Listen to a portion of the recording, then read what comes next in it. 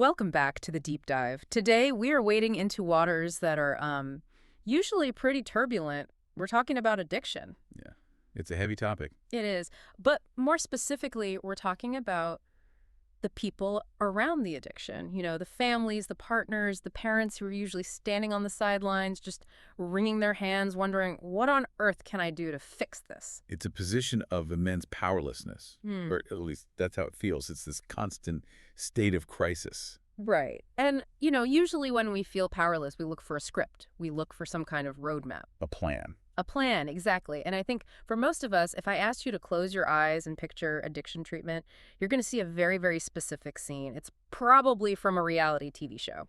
You're picturing the intervention, aren't you? I know exactly the scene. I am. I'm picturing the living room. The curtains are drawn. Everyone's sitting in this semicircle looking incredibly grim. Uh-huh. Tissue boxes everywhere. So many tissue boxes. The person struggling with addiction, let's call them the identified patient, they walk in totally blindsided. And then the family, they start reading these tear-stained letters. There's crying, there's screaming, and then comes the hammer drop. The ultimatum. The big moment. Exactly. You go to rehab today, right now, or you are cut off. You're dead to us. We are done. It is tough love with a capital T. It is. It's dramatic, it's cathartic for the family, and it makes for incredible television. But here's the question that our source material for today forces us to ask right on, like page 1. Does it actually work? And that's the uncomfortable answer, isn't it? Because culturally, we want it to work. We're conditioned to believe in that moment of breakthrough where the music swells and everything just changes in an instant. Right, the rock bottom moment. Precisely. But today we are looking at the book Beyond Addiction, How Science and Kindness Help People Change. The authors, and these are heavy hitters, Drs. Jeffrey Foote, Carrie Wilkens, and Nicole Kosanke, are clinical psychologists from the Center for Motivation and Change. So they're coming from a clinical background, not a reality TV background. A world away. They bring the data. And the data regarding those surprise, high confrontation interventions is, well, it's pretty brutal. Okay, hit us with the numbers. If I pull a surprise intervention on a loved one today, what are the odds it actually leads to success? Well, first you have to define success, Is success just getting them into the car? Because that's often how it's measured. Okay, let's start there. What are the odds of just getting them to agree to go to treatment? The source material cites the Johnson Institute intervention stats. That's the classic surprise model we all picture. The success rate for getting the loved one into treatment is roughly 30%. 30. 30. So 70% of the time you have the screaming match, you completely blow up whatever trust was left, you humiliate them, and they just walk out the door. That's it. They walk out the door, and now the wall between you is even higher. But, and I think this is even more important, the book adds a layer of nuance here. Even among the 30% who do go to rehab, many of them arrive angry, betrayed, and completely resistant to the process. They aren't there because they chose to change. They were there because they were ambushed. Which sets them up for failure before they've even unpacked their bag. They're just complying to stop the yelling. Precisely. Their heart isn't in it. They're just going through the motions. Now, compare that to the method we are deep diving today. It's called Ki-Chi RFE. Okay, so let's unpack that acronym. It sounds clinical. It does. It stands for Community Reinforcement and Family Training. It sounds a lot less sexy than the intervention. Yeah, not a great TV title. Definitely not. It's less cinematic, it's slower, it's quieter. But the data, and this is the key, the data shows that Ki-TRAF-T gets loved ones into treatment around 64 to 70% of the time. Wait, say that again? 64 to 70%. That is a statistical landslide. I mean, that is more than double the effectiveness. So if we have this method that is scientifically proven to work so much better, why are we still so attached to the tough love narrative? Why does the idea of detaching or kicking them out feel like the only valid option for so many people? I think there are a couple of reasons. First, we've been told the story that addiction is a binary. You're either enabling or you're punishing. There's no middle ground in that story. It's black and white. Exactly. Yeah. And the second reason is, frankly, because we are terrified. The people trying to help are in so much pain and fear. And when you are terrified, kindness feels weak. It feels like you're letting them get away with it. Toughness feels safe. That feels like you're doing something. Right. But this book argues and backs it up with science that kindness, a strategic scientific kindness, is actually the strongest and most effective tool you have. Hope in hell. That's the title of the introduction. I have to say, that phrase just It really jumped out at me. I think that resonates with so many people listening. You might be listening to this because you feel like you're in hell. You're exhausted. You're scared. You've tried everything. And this book basically says, there is a science to change, and we're going to teach it to you. It's not magic. It's a set of skills. Okay, so that's the mission today. That's the mission. We're going to move away from what the book calls folk wisdom, the stuff you hear in movies, or get as well-meaning but unhelpful advice, and move toward evidence-based practice. We are going to look at 3 big pillars. Lay them out for it. 1, we're going to rethink the very label of addict. 2, we'll talk about why caring for yourself isn't selfish but is actually a core strategy. And 3, we'll get into the actual CRFT toolbox, how to communicate, how to reward good behavior, and how to let natural consequences do the heavy lifting. Fantastic. Okay, let's start with part 1, the paradigm shift. Because before you can do anything differently, you really have to see the problem differently. The book starts by tackling the labels we use: addict, alcoholic, junkie. The authors really push back against these words. Why is that so important? Well, it comes down to the psychology of us versus them. When you label someone an addict, you're essentially putting them in a separate species. You're defining their entire existence, their entire identity by this one single behavior. It becomes who they are, not what they do. Precisely. And scientifically, the book argues that's just not accurate. It creates a wall, a huge one. On one side, you have the healthy, good family. On the other side, you have the sick, broken addict. And once that wall is up, real communication it stops. It becomes a siege. You're just yelling over the wall at each other. Exactly. It breeds defensiveness. Yeah. But even more importantly, from a clinical perspective, it ignores the staggering complexity of human behavior. The source material emphasizes what's called a biopsychosocial model. Okay, break that down. Biopsychosocial? Right. So substance use isn't just a broken moral compass or simply a disease that strikes randomly like lightning.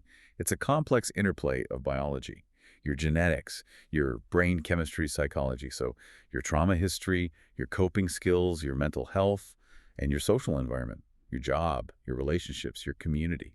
So it's not just that they are weak or bad, it's that a perfect storm of factors has conspired to lead them to this specific behavior as a solution. Correct. And that leads us to one of the most provocative and I think powerful rules in the book. And I really want the listener to hear this because it's going to trigger some resistance for a lot of people. The rule is, your loved one isn't crazy. Okay, I'm going to play the skeptic here for a second. Yeah. Because if I'm a spouse and I watch my husband drain our savings account to buy drugs, or watch him come home stumbling at 3 a.m. on a Tuesday, that looks crazy. It feels chaotic. It feels completely irrational. It feels chaotic to you, the observer, without a doubt. But the authors insist on this point, and it's the foundation of everything else. People do things because those things work for them in some way, at some level. They get something out of it. They get something out of it. Substance use is a goal-directed behavior. No one continues to do something that offers them absolutely zero benefit. The benefit might be short-lived and have terrible costs, but it's there. So when we say it works, we don't mean it's good for them in the long run. We mean it solves an immediate problem. It's a tool. Precisely. And this is where we have to put on our analyst hats or our detective hats. Yeah. If we want to change the behavior, we first have to understand the function of the behavior. Why are they drinking? Is it to shut off a brain that won't stop racing? Is it to feel confident at a party? Is it to numb physical pain?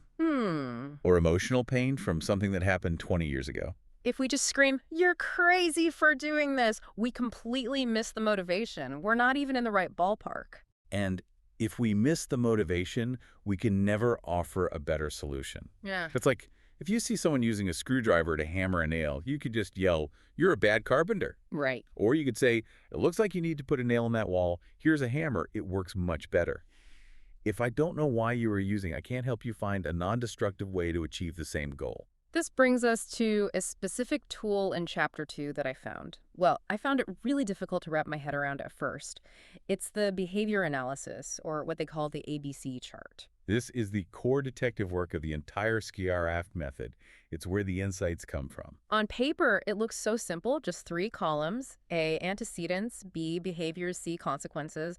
But when you try to fill this out for someone you are furious with, it's infuriating. It is, because it forces you to be objective when you feel anything but. Let's walk through the case study they use in the book, because it makes it so clear. It's a couple named Janie and Oscar. Right. So Oscar's the husband. He's drinking heavily. Janie's the wife, and she is at her wit's end. To her, he's just being self-destructive. There's no rhyme or reason to it. She just sees the chaos. Exactly. So the authors ask her to map out a specific episode. Not the general Oscar's drunk, but what happened last Tuesday at 6 p.m. Be a journalist. Okay, so step 1, A, antecedents, the triggers. What happens right before the behavior? Janie has to stop and really think, and she looks at what happened before the drinking started. And she realizes two things. Oscar had a really high-pressure, horrible meeting at work that day, and they were scheduled to go to a dinner party that night where he didn't know anyone. So the triggers are work stress and social anxiety. The B, behavior, that part's obvious. He drank 3 scotches in about 20 minutes. Now comes the hard part. The C, consequences. So this is where almost every family gets stuck. If you ask Janie, what are the consequences of his drinking? Yeah. What does she say? What's her list? Oh, she lists all the bad stuff, the hangover the next morning, the fight they had later that night, the money he spent on expensive scotch, the embarrassment she felt at the party. Of course. And those are all real. Those are the negative long-term consequences. But the book argues, and this is the paradigm shift, that if you only look at those, you are missing the entire point. You have to force yourself to identify the positive immediate consequences for Oscar. You want me to list the benefits of him getting drunk? It feels wrong. It feels like you're condoning it. You have to, not to condone it, but to understand it. Because human beings are rational actors, even when they seem irrational. Oscar didn't drink to get a hangover. He drank to get a reward. Yeah. So what was the reward? I guess the anxiety about the dinner party probably just melted away. Bingo. The noise in his head stopped. He felt looser. He probably felt funnier, more confident. He felt capable of walking into that room full of strangers.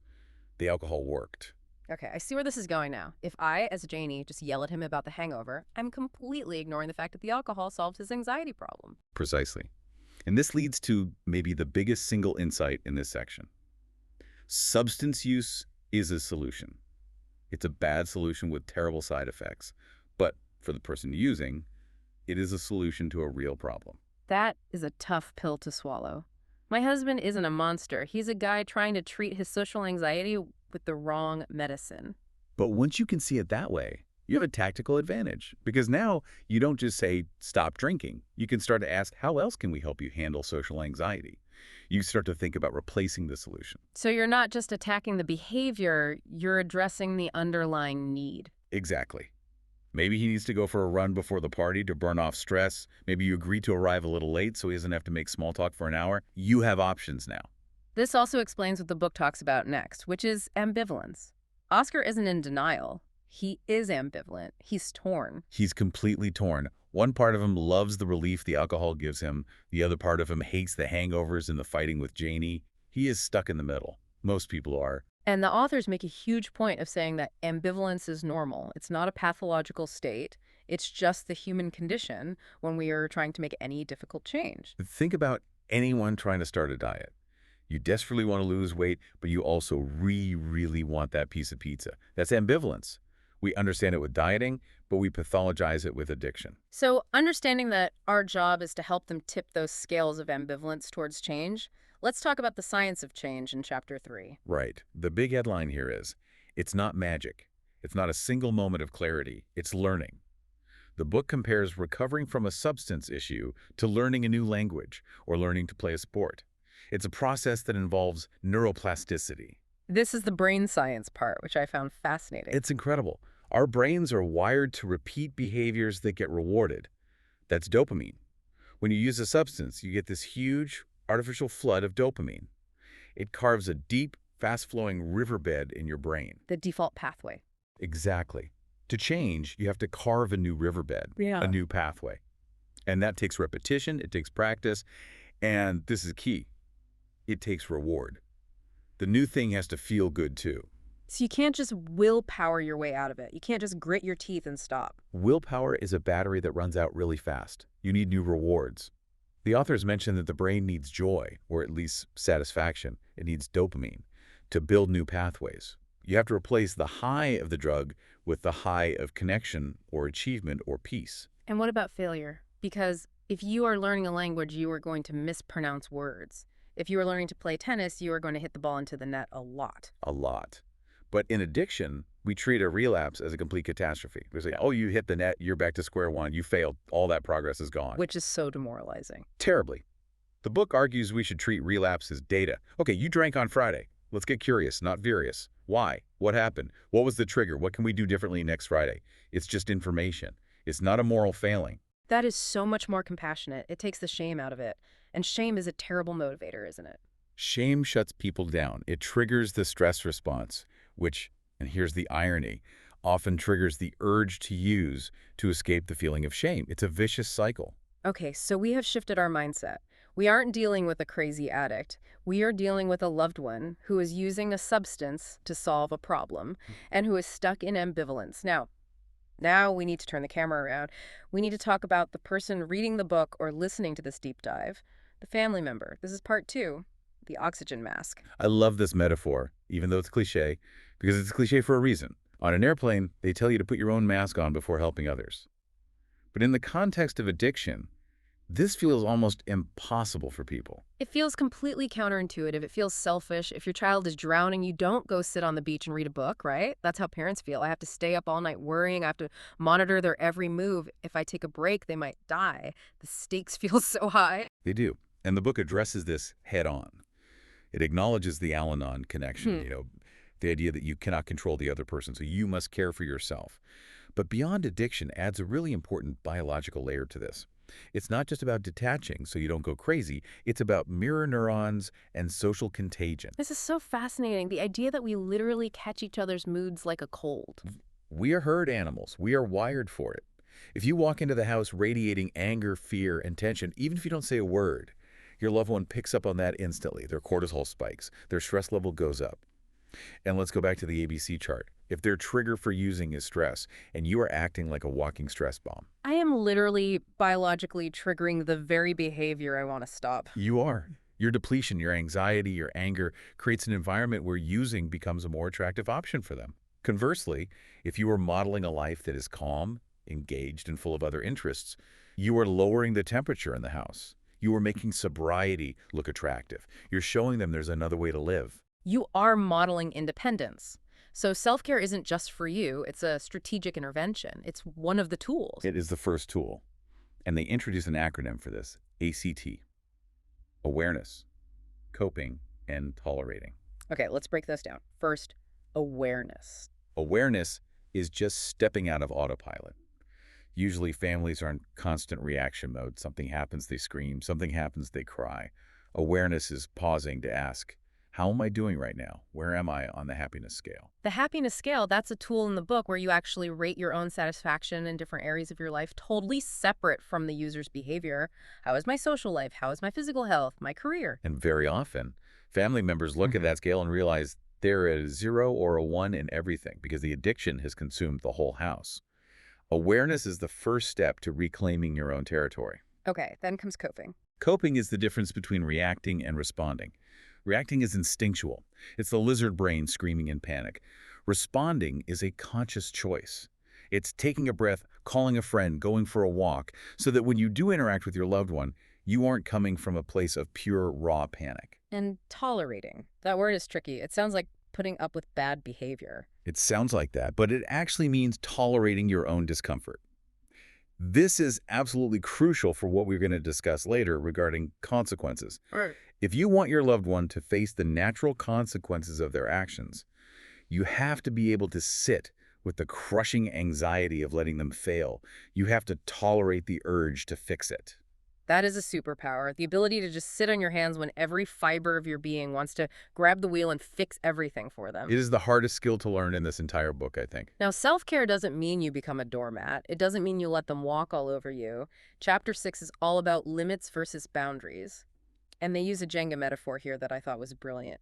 Visuals always help, don't they? Imagine your family system as a Jenga tower.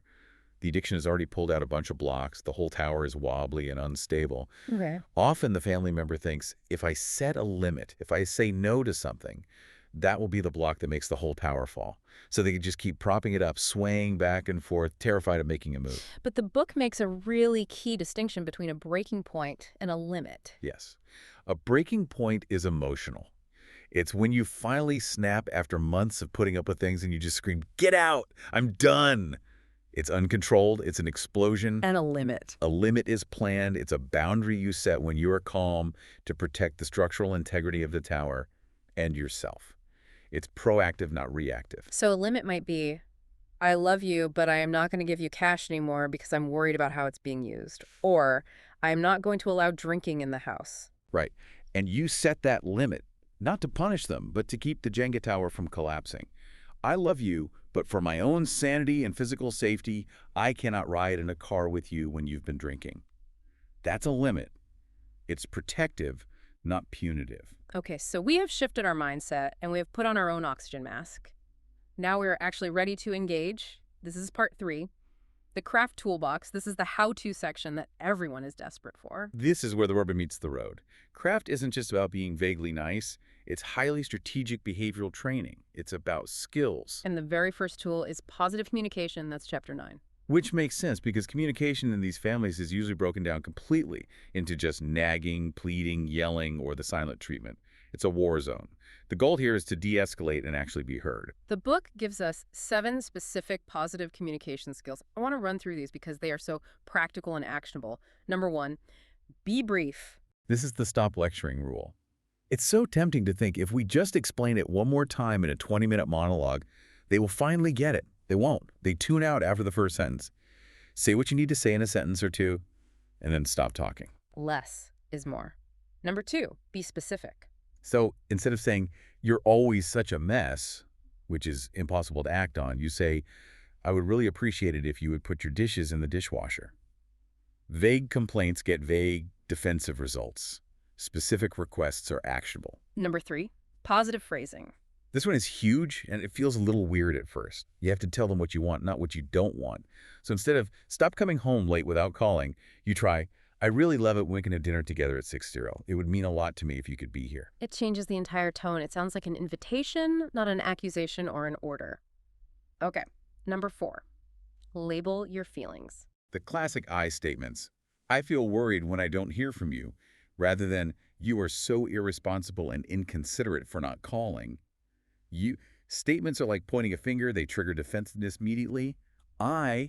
Statements are just sharing your experience, which invites empathy. Number 5, offer an understanding statement. This goes right back to the not crazy rule. You have to validate their experience, even if you don't agree with their behavior. I know you've had a really stressful week at work and you just want to blow off steam. But I really need you to help with the kids tonight. Exactly. It shows you aren't just an enemy. You actually see them as a person. It's disarming. Number 6, take partial responsibility.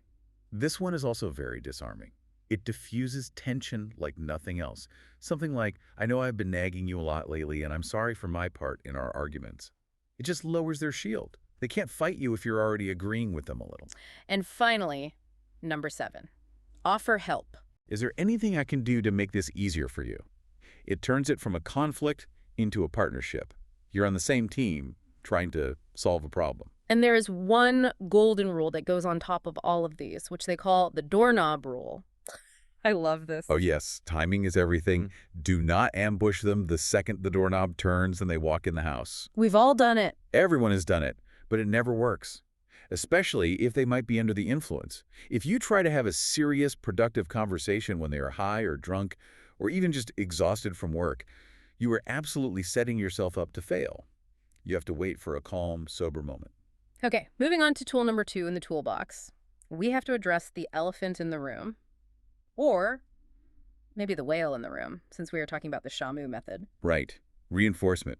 The strategy of ignoring unwanted behavior and actively, enthusiastically rewarding the good stuff. When I read this chapter, I could literally hear people screaming at their radios. You want me to be nice to him? He just drained our savings account. He lied to my face last night. And you want me to cook him a nice dinner because he managed to take out the trash for the first time in a month. It triggers a very visceral reaction. Yeah. It feels like enabling. It feels deeply unfair. It feels like surrender, like you're rewarding them for bad behavior. And the authors anticipate this. They spend a lot of time carefully distinguishing between enabling and positive reinforcement.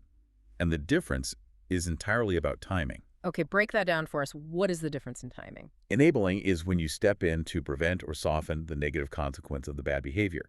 He passes out drunk on the couch. You cover him with a blanket and drag him to bed. He drives drunk and gets a DUI. You pay for the expensive lawyer. That is enabling because it lowers the cost of using. You're cushioning the blow. Okay, so that's enabling. What is positive reinforcement then? Positive reinforcement is strictly about what happens when they exhibit the behavior you want to see more of. It's about being incredibly strategic with your energy and attention. The core concept, which is just basic behavioral science, is you get more of the behavior you reward, you get less of the behavior you ignore. So let's play this out in a real scenario. It's Friday night, scenario A. He walks in the door, he's slurring his words, he smells like bourbon. The instinct is to scream, "How could you? We talked about this." The instinct is to engage, to lecture, to cry, to fight. But under Sarah Half, that screaming is actually a form of attention. It's high arousal engagement. And even negative attention can reinforce behavior sometimes because it's still a connection. So what do I do instead? Just ignore it. You disengage. You execute a planned, calm exit. You say, I can see you've been drinking. I'm not going to hang out with you when you're like this. I'm going to go read my book in the bedroom. You remove the reward of your presence. You let him sit alone with his drunk state. You don't punish, you just withdraw. Okay, that's the shtick in a way, the withdrawal of attention. Now, scenario B. He walks in on Friday, and he's sober. He might be gritty, he might be a little irritable because he wanted to drink, but he hasn't had a drink. This is the moment that matters, and this is where you have to override your resentment, because you might still be furious about last week. But the science says, if you want this behavior coming home sober on a Friday to repeat, you have to reward it right now. So I have to swallow my pride and say, hey, I'm so glad you're home. This is great. Let's order that pizza you love. You have to make Sober Friday feel better and more rewarding than Drunk Friday. If Sober Friday involves you giving him the cold shoulder because you're still mad about the past, why on earth would he choose to stay sober next week? Wow. So we're training them like Shamu the whale. It's behavioral conditioning. Amy Sutherland wrote this famous article in the New York Times that the book references, What Shamu Taught Me About a Happy Marriage. Trainers don't yell at whales. Right. You can't force an 8,000-pound animal to do anything. You reinforce the jump you want, you ignore the splash you don't. But the book also talks about something called competing behaviors. It's not enough to just stand there with your reward. You have to actively fill the void. Right, because if you just take away the alcohol, there is a hole.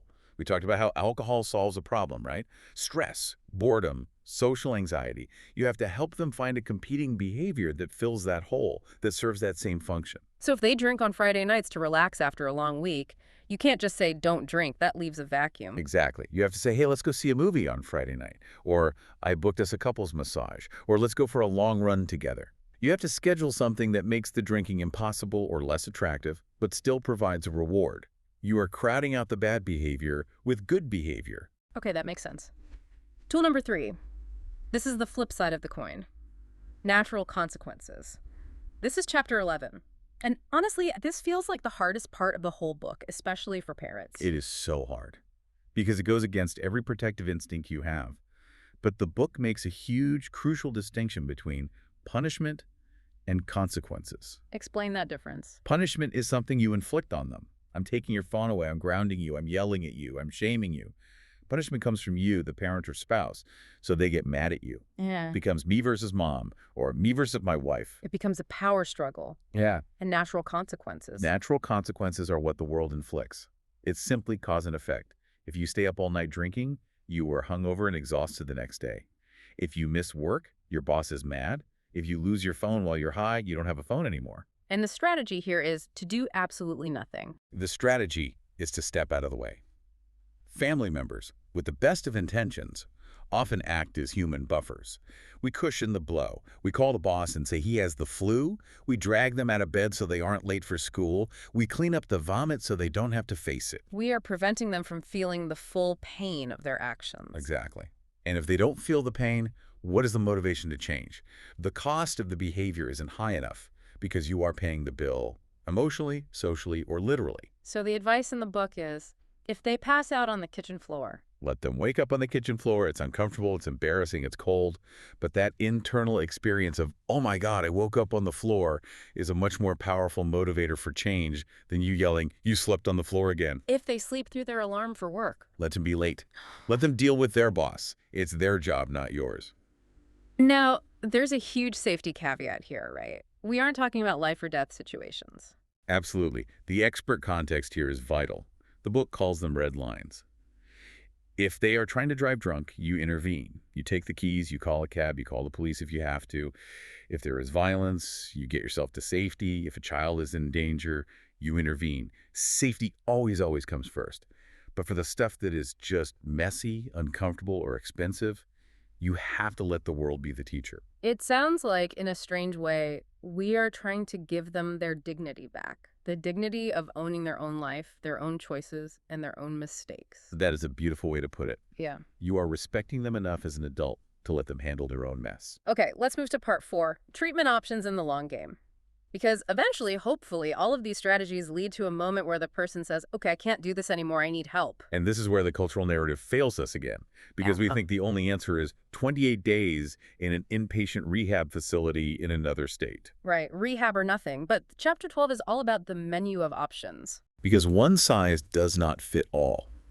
And the book emphasizes that trying to force someone into a box that doesn't fit their life or their beliefs usually just leads to failure. So what's on the menu? What are the options besides traditional rehab? So many. There is outpatient treatment where they keep their job, live at home and go to therapy a few times a week. There's individual therapy. There are medications, and the book is very pro-science here, talking about drugs like naltrexone for alcohol cravings or Suboxone for opiates. These are evidence-based, they save lives, and they reduce cravings, making change possible. Things that didn't exist 30 years ago. Exactly. There are sober companions, support groups. The list is long. And there's a really interesting discussion in the book about moderation versus abstinence. This is a very controversial topic in the recovery world. It really is. The traditional AA model is strictly about abstinence. One drink is a relapse. Right. But the book cites the Sobel study, which is a landmark piece of research in this field. Okay, break that down for us. What did that study find? They took a group of people with significant alcohol problems. They split them. One group was told, the only path is abstinence. You must abstain forever. The other group was told, you can try to moderate your drinking. Let's work on strategies for that. And what happened? The group that was allowed to try moderation actually had better long-term outcomes. And here's the kicker. A lot of them chose abstinence on their own, eventually. They chose it for themselves, not because it was a rule. Yes, because they were given the freedom to experiment. They Mhm. tried to moderate, realized it was actually really hard work and mentally exhausting to just have 1 or 2 drinks, and they decided, you know what? It's just easier to not drink at all. That is the incredible power of autonomy. When it's their idea, they own it. They stick to it. When it's a rule imposed from the outside, the natural human instinct is often to rebel against it. This leads perfectly to the concept of sobriety sampling. I love this term. It's so user-friendly. It's a great sales pitch, isn't it? Instead of saying, you can never drink again for the rest of your life, which is a terrifying, overwhelming thought for anyone, you say, hey, would you be willing to try a dry January or just 2 weeks without drinking? It's an experiment. It's not a life sentence. It's try it before you buy it. It lowers the barrier to entry so much. You say, let's just see how you feel after 2 weeks. And usually they feel better. Their sleep improves. They have more money. Their anxiety is lower. And that data, their own personal data, convinces them to keep going in a way no lecture ever could. Finally, chapter 15 talks about building a life. And they use this really powerful gardener metaphor. This really brings it all home. The idea is that you can't just be a weed puller. If you have a garden and all you do is pull out weeds, which represents stopping the drug use, you're just left with a patch of dirt. And weeds grow back really fast in an empty patch of dirt. Exactly. You have to plant flowers. You have to water them. You have to fertilize them. You have to build a life that is so rich, so connected, and so full of natural rewards, hobbies, friendships, meaningful work, that the drugs become irrelevant. The goal isn't just not using. The goal is a life worth living, a life that's better than the one you had with drugs. A life where you don't need to use to feel good, because you've found other, healthier ways to feel good. This has been such a deep dive. I feel like my own perspective has shifted just in this past hour. We have covered the paradigm shift away from labels, the oxygen mask of self-care, the TRF tools of communication and reinforcement, and the whole landscape of modern treatment. It's a lot, but it's a real, tangible roadmap. So, to synthesize this for the listener who is maybe feeling overwhelmed by all this information, we are moving from tough love to science and kindness. We are moving from being the policeman to being the coach. And we are moving from reaction to strategy, from chaos to a plan. I know there is a voice in the listener's head, I can hear it, asking, but isn't this kindness just enabling? Aren't we just being soft and letting them get away with it? Let's squash that voice one last time, because it's the biggest barrier. Enabling is protecting them from consequences. Kindness is keeping the connection open so you can have influence. Kindness is saying, I love you too much to argue with you when you're drunk, so I'm going to my room. Kindness is saying, I love you too much to give you money that might hurt you. Exactly. Kindness is the bridge they can walk across when they are finally ready to change. If you burn that bridge with anger and ultimatums, they have no way back to you. That's it. You are keeping the door open, not propping them up. You're keeping the relationship alive because the relationship is the only vehicle for change you have. I want to end with a final thought from you, our expert. For the person listening now, what is the one thing you want them to mull over after we sign off? I want to go back to the idea that life is a series of experiments. If you are listening to this and you are exhausted, and what you are currently doing, the yelling, the worrying, the pleading, the checking their phone, if it isn't working, you are scientifically obligated to try something else. The old saying, insanity is doing the same thing over and over and expecting different results. That's it, exactly.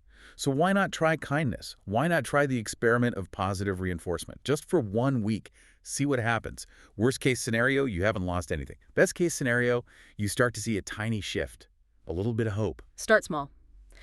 One specific positive comment. One moment where you choose self-care instead of policing. One natural consequence you decide not to interfere with. Be the gardener. Plant one flower. See if it grows. Thank you for listening to The Deep Dive. We hope this gives you some new tools for your toolbox. Take care of yourselves out there. And take care of each other.